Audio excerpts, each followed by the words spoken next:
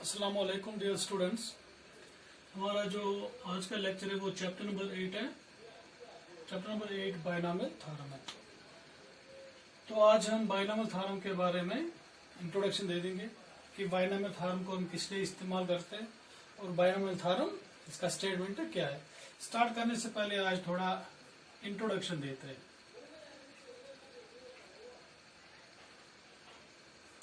Introduction start करते हैं कि सबसे पहले बाइनॉमियल क्या होता है।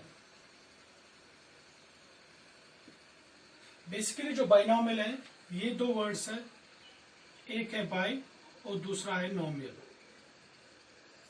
बाई का मतलब होता है टू और नॉमियल का मतलब होता है यहाँ पे टर्म्स। दैट मीन्स बाइनॉमियल का मतलब है टू टर्म्स। दैट मीन्स कि जो बाइनॉमियल थ्योरम है ये वो थ्योरम है जिसमें दो टर्म्स इन्वॉल्व हो जाते हैं। तो स्टार्ट करने से पहले हमने अपने अर्लियर क्लास में पढ़ाई है कि 8th क्लास से इसका कॉन्सेप्ट शुरू होता है कि सपोज वहां पे हम निकालते कि a प्लस बी का होल स्क्वायर वो किसके बराबर होता है। कहीं पे होता है a प्लस बी का होल क्यूब वो किसके बराबर होता है, या a प्लस बी का रेज्ड पावर 4 उसका एक्सपेंशन किसके बराबर होता है।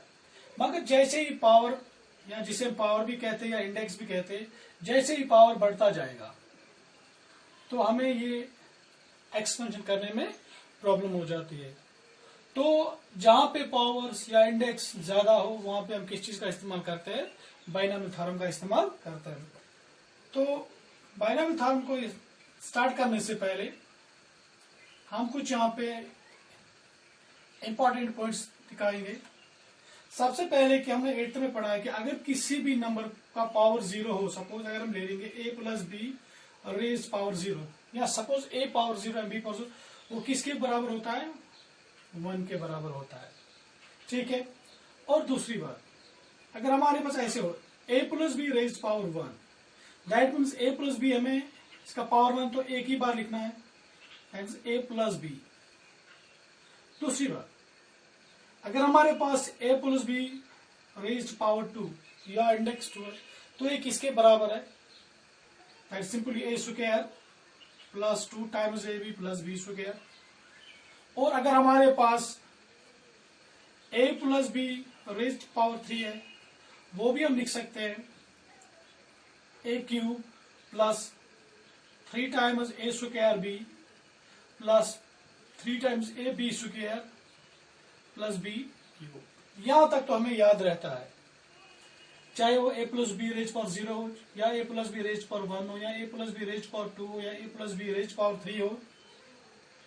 अगर अब हमारे पास a plus B raise power 4 हो तो वो किसके बराबर है। यहाँ पे तो हमें डायरेक्ट याद रहता नहीं है, या अगर याद नहीं रहता तो यहाँ पे तरीका हम क्या इस्तेमाल करते हैं, या तो हम लिखते हैं a plus B raised power 3 और इसको मल्टीप्लाई करते हैं a प्लस बी से। क्यों, यहाँ पे भी बेस a प्लस बी है, यहाँ पे भी बेस a प्लस बी है, यहाँ पे पावर 3 है, यहाँ पे 1 होगा, जब कुछ नहीं है तो 1 होगा। 3 plus 1 4, base are same, powers are added. एक तरीका ये है इसका करने का, या दूसरा तरीका हम ऐसे भी लिख सकते हैं a plus B whole square, a plus B whole square.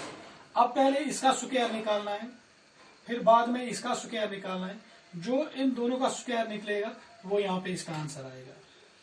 ये यहाँ पे बात रही है a plus B raised power 4। अगर अब 5 हो, 6 हो, 7 हो, 8 हो तो जितना पावर बढ़ेगा या इंडेक्स बढ़ेगा उतना ही मुश्किल हो जाता है यहाँ पे एक्सपेंड करने में। तो इन्हीं चीजों पे यहाँ पे जब पावर बड़ा हो तो वहां पे हम बाइनॉमियल थ्योरम का इस्तेमाल करते हैं। बाइनॉमियल थ्योरम को स्टार्ट करने से पहले हम यहाँ पे जो हमने कुछ आइडेंटिटीज लिया है, इन आइडेंटिटीज के बारे में कुछ ऑब्जर्वेशंस बता देते हैं। सबसे पहली ऑब्जर्वेशन जो कि हमें आगे जाके बाइनॉमियल थ्योरम को करने में, या इसके बाद जो लेक्चर होगा पास्कल्स ट्रायंगल, उसको करने में थोड़ा मदद देगा। पहली दो आइडेंटिटीज को छोड़ के, इनको छोड़ के इसके बाद जितनी भी आइडेंटिटीज आएंगे उनके लिए सबसे पहली बात, जैसे हमने लिखा a plus B whole square, वहां पे आ गया a square plus 2ab plus B square. That means कि यहाँ पे 1 2 3 टर्म्स आ गए। यहाँ पे इंडेक्स 2 था, टर्म्स 3 आ गई। यहाँ पे इंडेक्स 3 है, और टर्म्स कितने आ गए 1 2 3 4। यहाँ पे इंडेक्स 4 है और यहाँ पे टर्म्स कितने आएंगे 5 टर्म्स आएंगे।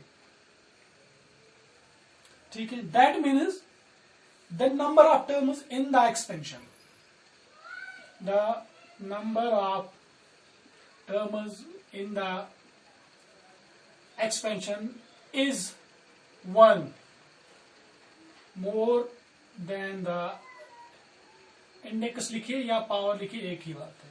पहली ऑब्जर्वेशन, जो टर्म्स आ रहे हैं हमें एक्सपेंड करके वो एक ज्यादा आती है इंडेक्स से, पहली बात।